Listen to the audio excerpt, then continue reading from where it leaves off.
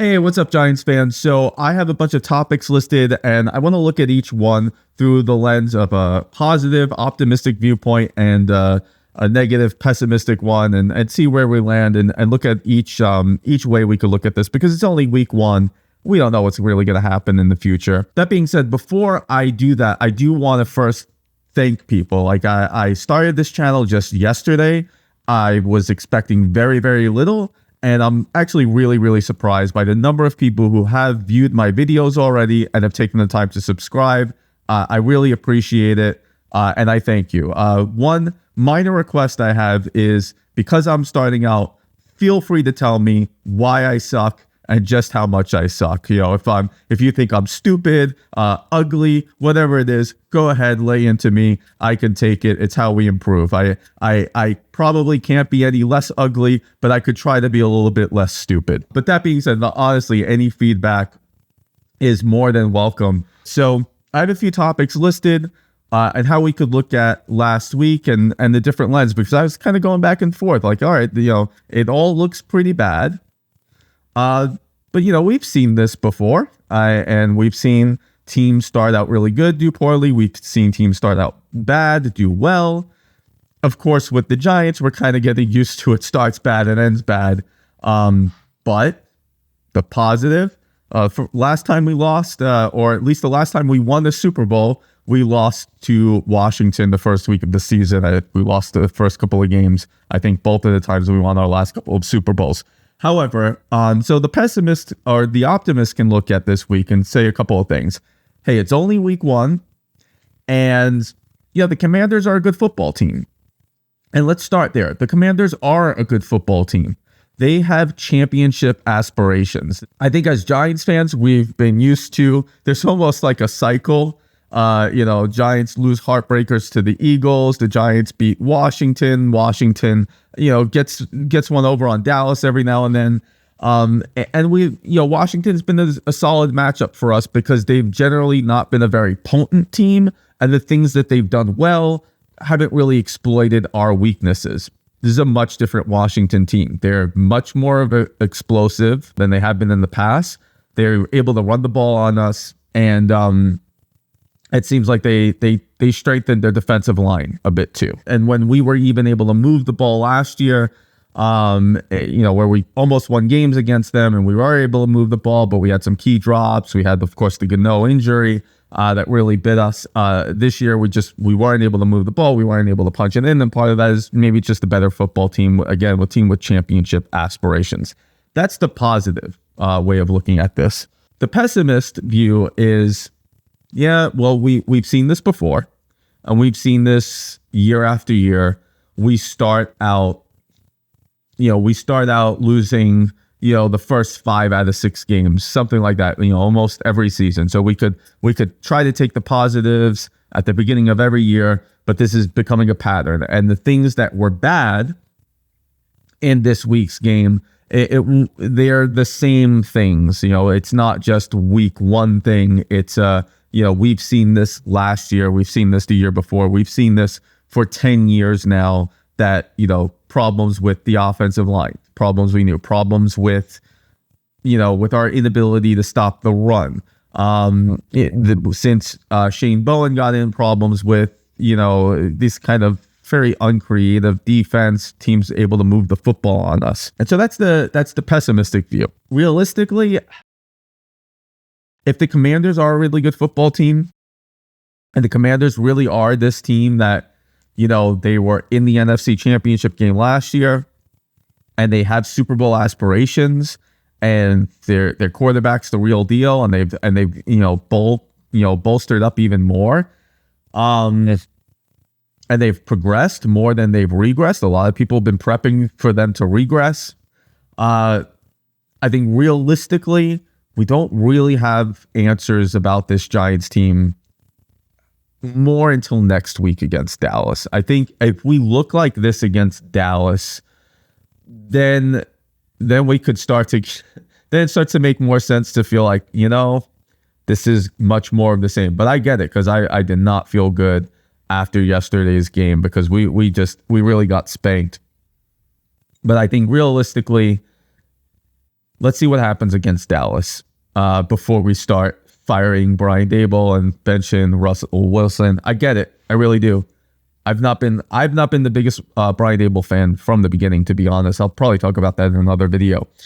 Okay, another topic. Russell Wilson's general poor play. So what's the optimist view of this? I guess the optimistic, if you want to call it optimistic view, is that it wasn't all Russell Wilson, that there were other phases of the game that can improve, like the offensive line. We'll talk about that later.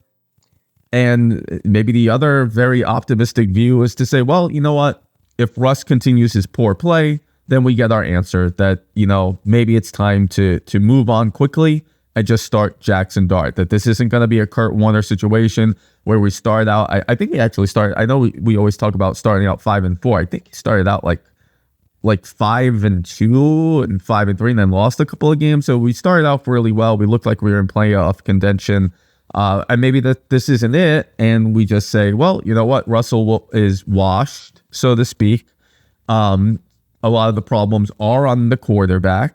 And we just move on, and we move on to Jackson Dart. And we could start the Jackson Dart, the excitement. And, maybe he has something, that Russ doesn't have. And gives us a little juice. And we start to make progress towards our future. That's the optimistic view. The pessimistic view is that it's just not a very good football team. That as much as Russell Wilson may not be the Russell Wilson from 3 or 4 years ago, it's hard to imagine that he's not enough of a pro, that he isn't better right now than Jackson Dart is. That Dart is going to make rookie mistakes, and maybe he won't make the exact same mistakes that Russell will, but maybe he'll make different and possibly even worse ones. That a quarterback that is, in Eli Manning, who is at least borderline Hall of Famer, who I think should be in the Hall of Fame, struggled mightily in his first season, and his brother, Peyton Manning, struggled mightily in his first season. So that dropping Jackson Dart into this team, who we don't even know, we only have preseason to go by, and as excited as we are as what we saw, does not necessarily mean it's going to translate into the regular season. That, pessimistically, yanking Russell Wilson for Jackson Dart may give us a little juice. It may give us a little excitement, and maybe it really just ends up being much ado about nothing, and the season becomes a disaster. And the problem there is, what if we ruined a good quarterback early on because maybe he doesn't play well this year, but he has a lot of potential, but next year we're so fatigued with the Dayball and Shane experiment, we just clean house and move forward with them and everyone, including the quarterback. And then we see Jackson Dart be successful somewhere else, kind of maybe like a certain Daniel Jones. We'll see how that ends up. Realistically, realistically, I'm concerned. Realistically, I'm concerned because offensively we didn't look good, and we haven't looked good in a long time.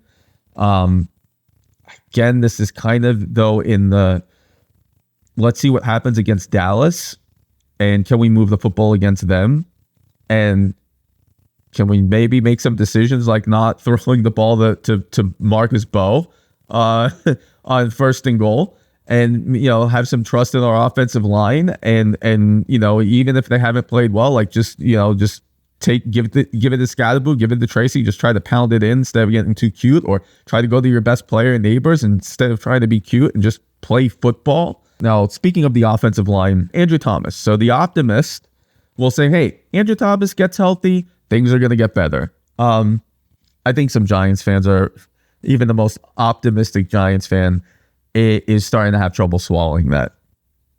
I'm going to make an analogy for Andrew Thomas. Hopefully I don't lose too many people with this analogy.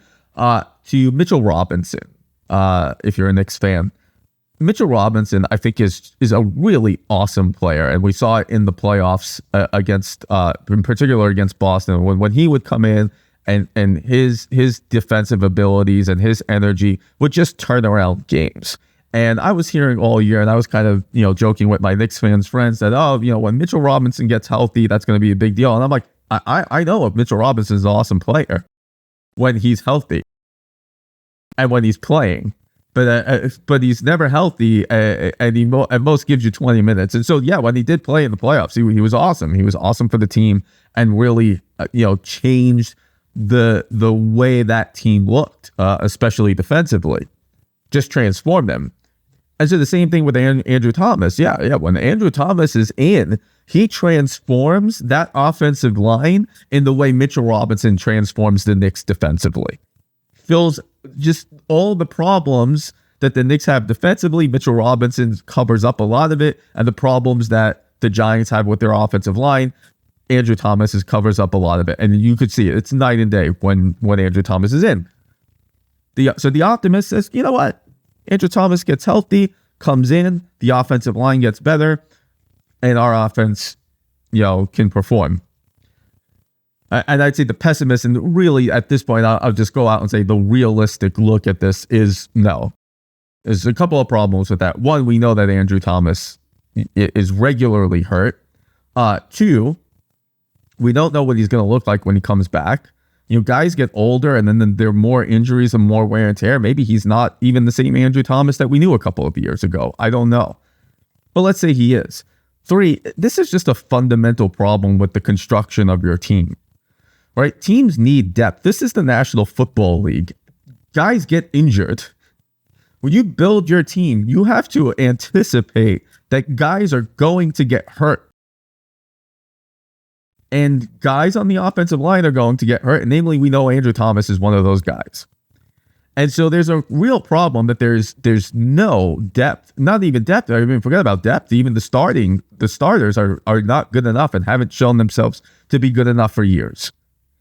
And the fact that we're so reliant on one guy on the offensive line, and when he's gone, the whole team just falls apart offensively. And we saw this for years now.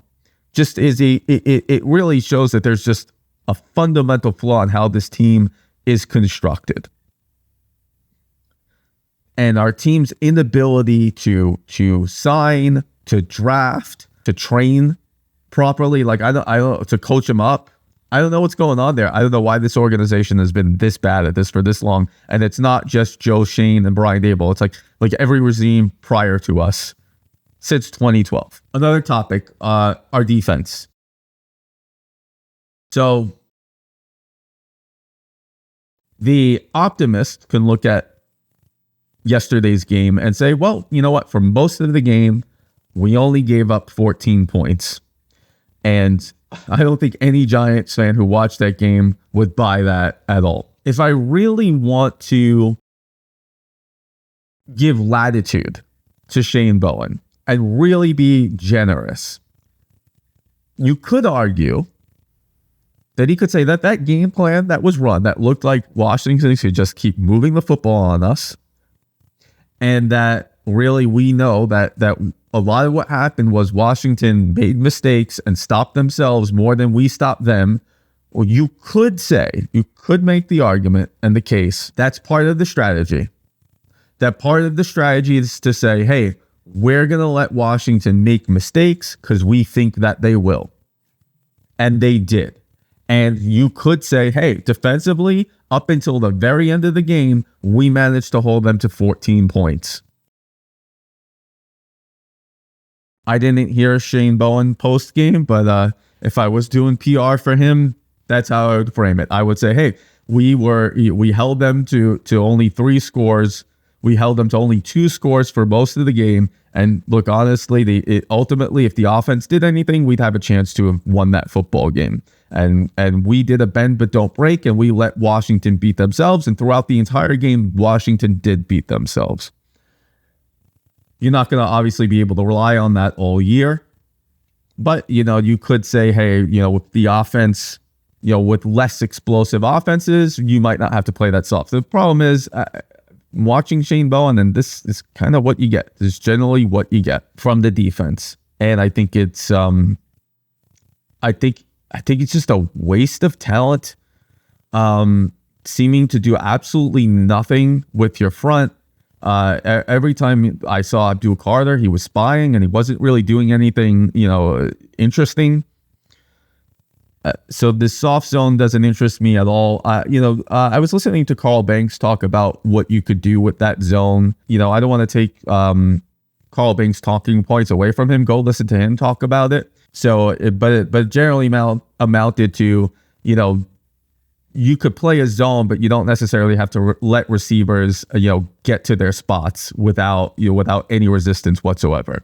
I'm paraphrasing there. So that was interesting. So, some of it's game plan, some of it's execution, or some of it is, as you game plan, what are you telling your players to do? So look, the optimist can say, we still think that this defensive line can be better. The pessimist will also add that we've seen this before too, with the inability to stop the run, the inability at times to tackle, the inability to set the edge. And then the times they were just running up the gut on us early in the game, it just looked bad. It is difficult to look at the positive from this, like look at it through the positive lens. The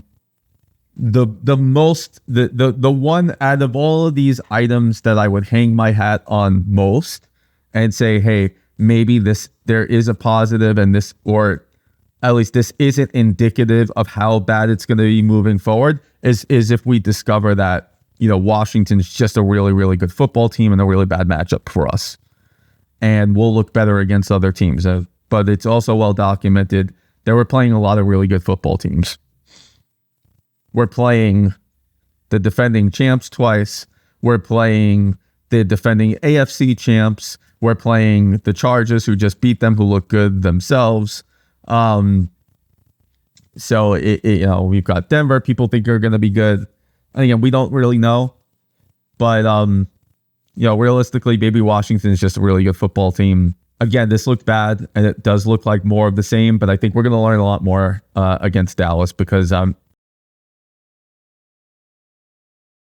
least hopefully we can move the football against them. All right, that's all I got. I'll keep making these, and thanks for joining me on this journey again. And feel free to know where I could be doing better. And I will catch you next time. Hopefully we'll get Dallas next week. That'll be nice.